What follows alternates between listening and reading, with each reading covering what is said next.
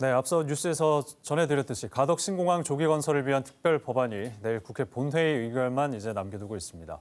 20년 만에 동남권 관문공항 건설이 실현이 될지 관련 내용 24시간 안전한 신공항 촉구 교수회의 대표 박영강 동의대 교수와 함께 얘기 나눠보겠습니다. 교수님 어서 오십시오. 네, 반갑습니다.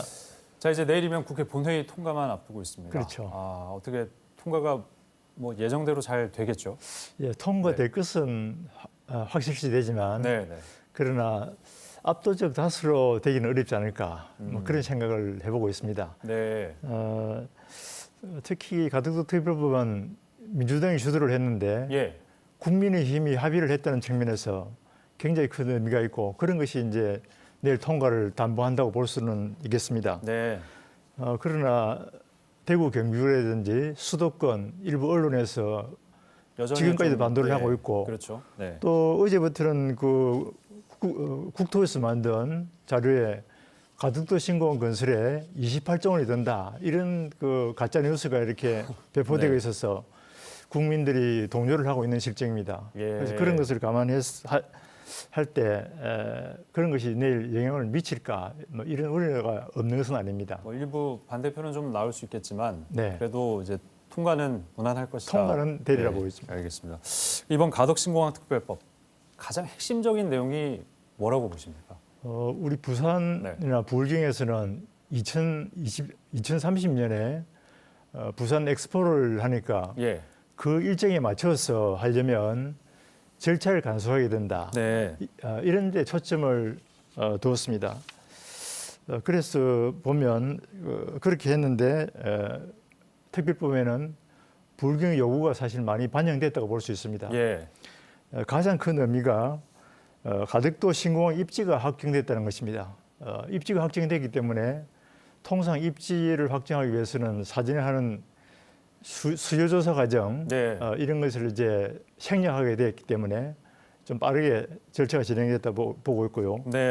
또 앞으로 입지가 결정되었으니까 앞으로 사전 타당성 조사를 하더라도 이미 입지가 결정되고 또 가덕도 같은 경우에는 두 차례 타당성 조사를 해가지고 입지에 대한 어떤 정보들이 많이 파악되었습니다. 그래서 사타의 절차가 생략될 수 있는 그런 매력을 가지고 있습니다. 둘째로 이제 논란이 많이 되고 있는 예비 타당성 조사를 면제할 수 있다는 규정인데 면제가 확정된 건 아닙니다. 면제할 수 있다는 것이고 기획재정부 장관이 필요하면 할 수 있는 규정을 뒀는데 그걸 가지고 특혜 규정이라고 말을 많이 하고 있지만 사실 우리 국가재정법 속에서도 필요하면 예타 면제를 할 수 있는 조항이 있기 때문에 이것이 뭐 정말 특별한 그런 특혜라 할 수는 없고 일반적으로 있을 수 있는 내용을 특별법에 담았을 뿐인 것입니다. 저번 예타 면제 규정을 두었으니까 그것이 가능할 수도 있다고 볼 수 있습니다. 알겠습니다. 근데 그 여야에서 각자 이제 법안 발의를 했고 국회에서 합쳐지지 않았습니까? 그 원안에서 이번에 통과를 앞두고 있는 이 신공항 특별법 어떤 부분이 좀 수정이 되고 뭐 빠진 부분이 좀 있다면 어떤 게 빠진 부분이 좀 있습니다. 원래는 예비 타당성 조사를 면제할 뿐만 아니라 사타까지도 면제할 것을 생각하고 예타 대신하는 적정성 평가만 해가지고 바로 이제 기본 계획을 수립했으면 했는데 그것은 안 되겠다 해서 빠졌습니다. 그다음에 민주당에서는 별도의 그 공항공사를 설립해야 되겠다 이런 안을 냈는데 그것이 반영이 안 됐고요. 그다음에 교통망 수립이라든지 산업단지라든지 이런 것을 조성할 때 우선적으로 지원할 수 있다는 조항을 넣었는데 그것도 빠졌습니다. 한마디로 어떤 그 특별법의 특혜를 주는 특혜 시비가 있는 부분에 대해서는 빠지고 꼭 필요한 것만 들어갔다. 이렇게 이해를 하시면 좋을 것 같습니다. 그럼 그 빠진 부분에 대해서는 추후에 또 다른 뭐 입법을 통해서 지원을 받는 우리 공항 운영공사 같은 경우에는 앞으로 시간이 많이 남았으니까 그런 것을 보완해야 되고 그다음에 교통계획 수립이라든지 접근교통망 같은 경우에도 국토부에서 다른 계획 속에 반드시 반영했어야 되고 오늘 대통령께서도 또 언급을 하시지 않았습니까? 알겠습니다. 그 가덕 신공항 특별법 이제 진짜 내일 본회의만 남겨두고 있는데 이 특별법 정말 그 부산 시민의 염원이라고 할 수 있는 동남권 신공항을 해결하는 부분 아니겠습니까? 그렇습니다. 특별법 의미를 다시 한번 좀 얘기를 해주신다면. 특별법에 정말 그 의미가 있는데요. 이 특별법은 법률의 방식으로 공항의 입지를 결정했다는 점에서 사실 유례를 찾기가 어렵습니다. 예. 일반적으로 어떤 입지 결정이라고 해서 행정부에서 이걸 절차를 밟게 되는데 네. 국회에서 정책 결정을 한 셈이거든요.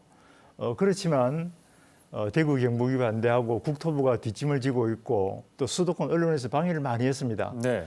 그런 상황에서 2030년이라는 시간적 제약 속에서 만들려 하니까 특별법은 저는 이것이 불가피한 것이다. 그리고 굉장히 어떤 측면에서 창의적인 발상이다. 뭐 이런 생각, 이런 얘기를 해줄 수 있겠습니다. 네.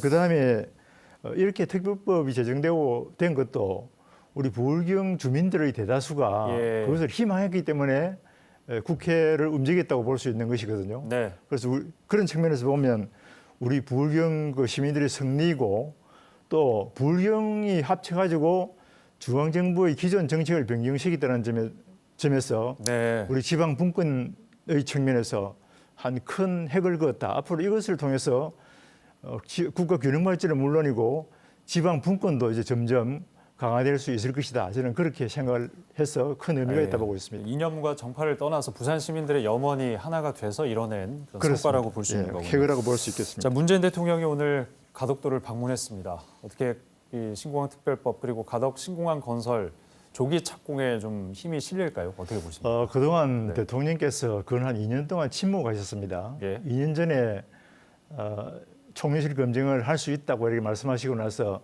침묵했는데 드디어 2년 만에 지금 입을 열었습니다. 네.